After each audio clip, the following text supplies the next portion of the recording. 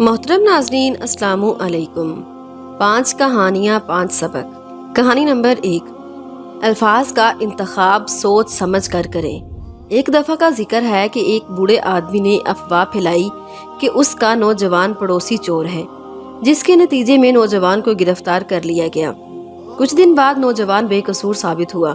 रिहा होने के बाद उस नौजवान ने अपनी तौहीन महसूस की और बूढ़े पर गलत इल्ज़ाम लगाने का मुकदमा दायर कर दिया। दोनों को अदालत में तलब कर लिया गया। बूढ़े आदमी ने जज से कहा, मैंने तो सिर्फ तबसरे किए थे, इससे किसी को कोई नुकसान नहीं पहुंचा। जज ने मुकदमे का फैसला सुनाने से पहले बूढ़े आदमी से कहा, जो कुछ तुमने इसके बारे में कहा है वो सब एक कागज पर लिखो, फिर हर बात के टुकड़े काट कर घर जाते हुए कागज के टुकड़ों को बाहर फेंक देना और कल फैसला सुनने के लिए अदालत में वापस आना। अगले दिन जज ने बूढ़े आदमी से कहा, फैसला सुनने से पहले तुम्हें बाहर जाकर कागज के वो तमाम टुकड़े इकट्ठे करने होंगे जो तुमने कल फेंके थे। बूढ़े ने कहा, ऐसा कैसे हो सकता है, हवा ने उन्हें उड़ा दिया होगा और मुझे नहीं मालूम कि अब वो मिल सकेंगे या नहीं। जज ने जवाब दिया, इसी तरह वो बातें जिन्हें तुम सिर्फ तबसरे कहते हो एक आदमी की इज्जत को इस हद तक तबाह कर सकती हैं कि हो सकता है कि वो दोबारा बहाल न हो सके। बूढ़े को अपनी गलती का एहसास हुआ और उसने नौजवान से माफी मांग ली। नाज़रीन, इस कहानी से हमें यह सबक हासिल होता है कि हकीकत जाने बगैर किसी के साथ गलत सलूक ना करें या उस पर इल्ज़ाम ना लगाएं। आपके अल्फाज किसी बेकसूर की साख को खराब कर सकते हैं। कहानी नंबर 2, एक बच्चा जो अपने ख्वाब की ताबीर पाना चाहता था। एक आदमी घोड़ों के बड़े फार्म का मालिक था। वो अपने फार्म पर नौजवानों की मदद के लिए रकम इकट्ठी करने की खातिर फंड रेजिंग इवेंट्स मुनक्कद किया करता था। फंड रेजिंग की एक तकरीब में उसने अपनी कहानी यूँ सुनाई, आज मैं आपको बताना चाहता हूँ कि मैं अपने घोड़ों के फार्म को फंड रेजिंग के लिए क्यों इस्तेमाल करता हूँ। इसका ताल्लुक एक ऐसे आदमी की कहानी से है जो घोड़ों के ट्रेनर का बेटा था। ट्रेनर घोड़ों की तरबियत के सिलसिले में अक्सर एक अस्तबल से दूसरे में, एक रेस ट्रैक से दूसरे तक और एक फार्म से दूसरे तक जाया करता था। उसके नतीजे में स्कूल में ट्रेनर के बेटे की तालीम मुतासिर होने लगी। एक दिन उस्ताद ने लड़के को मजमून लिखने के लिए कहा कि वो क्या बनना चाहता है और बड़े होकर क्या करना चाहता है। उस रात लड़के ने 7 सफ़हात पर मुश्तमिल मजमून लिखा, जिसमें उसने बताया कि एक दिन वो घोड़ों के बड़े फार्म का मालिक बनेगा। उसने अपने ख्वाब के बारे में बड़ी तफसील से लिखा, हत्ता कि उसने 200 एकड़ पर मुहित फार्म का खाका भी खींचा, जिसमें तमाम इमारतों, अस्तबल और ट्रैक का नक्शा भी बनाया गया था। फिर उसने 4000 मुरब्बा फीट के घर का तफसीली नक्शा तैयार किया जो 200 एकड़ पर मुहित उसके ख्वाबों के फार्म पर बनेगा। अगले दिन उसने ये प्रोजेक्ट अपने उस्ताद के हवाले कर दिया। 2 दिन बाद उसे अपना मजमून वापस मिला, जिस पर बड़े हरूफ में फेल लिखा हुआ था। साथ ही एक नोट लिखा था, क्लास के बाद मुझे मिलो। फार्म के ख्वाब देखने वाला लड़का क्लास के बाद उस्ताद से मिलने गया और पूछा, सर आपने मुझे फेल क्यों किया? उस्ताद ने कहा, ये तुम जैसे लड़के के लिए एक गैर हकीकी ख्वाब है। तुम्हारे पास पैसे नहीं हैं, तुम्हारे बाप के पास कोई मुस्तकिल ठिकाना नहीं है और ना ही वसाइल हैं। घोड़ों के फार्म का मालिक बनने के लिए बहुत ज्यादा रकम दरकार होती है। तुम्हें जमीन खरीदनी होगी, नस्ली घोड़े खरीदने के लिए बड़ी रकम चाहिए होगी और इमारतों की तामीर के लिए अच्छा खासा सरमाया दरकार होगा। मुझे नहीं लगता कि तुम कभी भी ये ख्वाब पूरा कर सकोगे। उस्ताद ने मजीद कहा, अगर तुम इस मजमून को ज्यादा हकीकत पसंदाना मकसद के साथ दोबारा लिखो तो मैं तुम्हारे ग्रेड पर दोबारा गौर करूंगा। लड़का घर गया और देर तक सोचता रहा।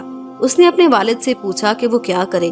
उसके बाप ने कहा, बेटा देखो, तुम्हें ये फैसला खुद करना होगा और मैं समझता हूँ कि तुम्हारे लिए बहुत अहम फैसला होगा। 1 हफ्ता मुसलसल सोचने के बाद लड़के ने किसी तब्दीली के बगैर वो मजमून फिर उस्ताद के हवाले कर दिया। लड़के ने एहतराम से लिखा, सर आप मुझे फेल रहने दीजिए, मैं अपना ख्वाब पूरा करने की कोशिश करूंगा। ये कहानी सुनाने के बाद फार्म का मालिक तकरीब के शुरका की तरफ मुतवज्जा हुआ। हाजरीन, मैं आपको ये कहानी इसलिए सुना रहा हूँ कि इस वक्त आप मेरे 4000 मुरब्बा फीट के घर में बैठे हैं जो मेरे 200 एकड़ के घोड़ों के फार्म के बीच में बना हुआ है।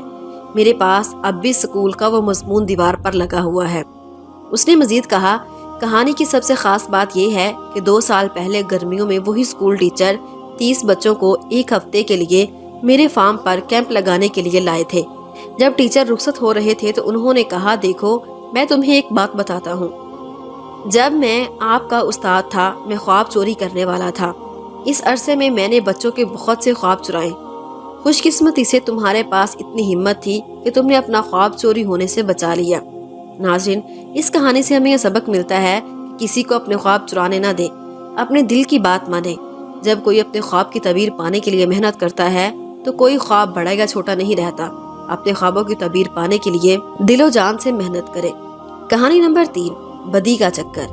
ایک بادشاہ تھا جو اتنا ظالم اور بے انصاف تھا کہ اس کی رعایا دعا کرتی تھی کہ بادشاہ کی موت واقع ہو جائے یا اس کا تخت چھن جائے۔ ایک دن اس نے یہ اعلان کر کے سب کو حیران کر دیا کہ اس نے اپنے آپ کو بدلنے کا فیصلہ کر لیا ہے۔ اس نے کہا کہ اب کسی پر ظلم اور نا انصافی نہیں ہوگی۔ اس نے اپنے وعدے کا اتنا پاس رکھا کہ وہ نیک دل بادشاہ کے نام سے مشہور ہو گیا۔ کئی مہینوں بعد اس کے ایک وزیر نے ہمت کر کے اس سے پوچھا کہ اس تبدیلی کی وجہ کیا ہے۔ بادشاہ نے جواب دیا کہ ایک دن میں جنگل میں سرپٹ گھوڑا دوڑا رہا تھا۔ میں نے دیکھا کہ ایک شکاری کتا لومڑی کا شکار کرنے کے لیے اس کا تعاقب کر رہا ہے۔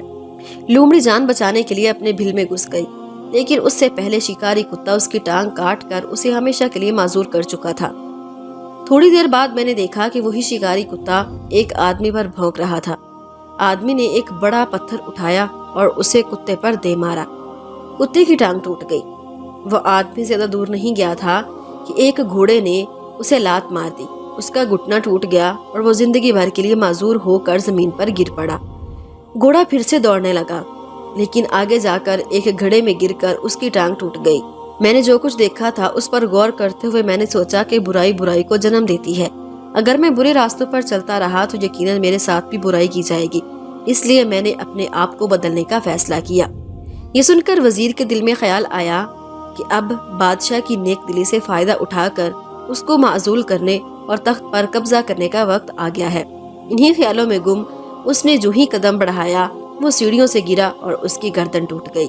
ناظرین، اس کہانی سے ہمیں سبق یہ ملتا ہے کہ ہمارے اعمال کا کسی نہ کسی طرح ہم پر واپس اثر پڑتا ہے۔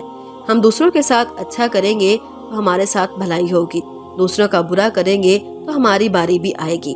کہانی نمبر 4، ایک بوڑھا جو ستاروں پر مستقبل پڑھتا تھا۔ بہت عرصہ پہلے کی بات ہے، کسی گاؤں میں ایک بوڑھا شخص رہتا تھا۔ اس کا خیال تھا کہ وہ ستاروں میں مستقبل کو پڑھ سکتا ہے۔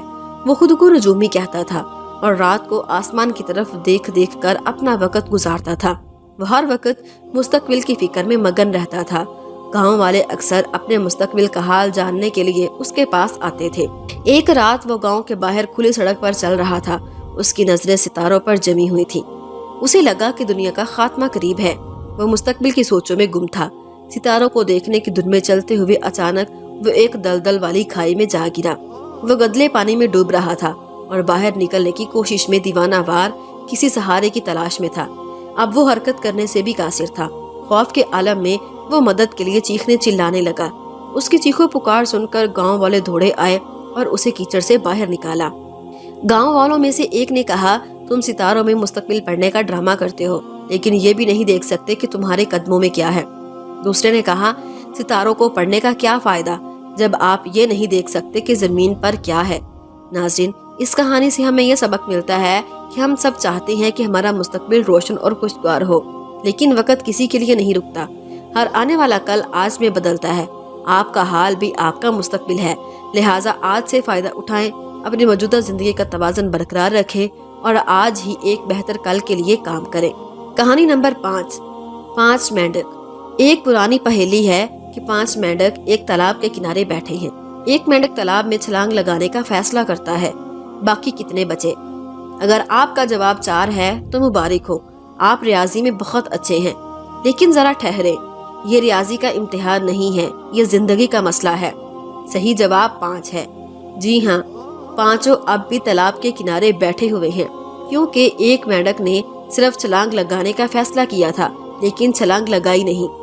اسی طرح زندگی بھی ایک تماشا نہیں، یہ عمل کا کھیل ہے۔ ہمارا ہر سفر پہلا قدم اٹھانے سے شروع ہوتا ہے، اس کے بارے میں سوچنے سے نہیں۔ ناظرین، اس کہانی سے ہمیں یہ سبق ملتا ہے کہ وہ مینڈک بنے جو نہ صرف چھلانگ لگانے کا فیصلہ کرتا ہے بلکہ حقیقت میں چھلانگ لگاتا بھی ہے۔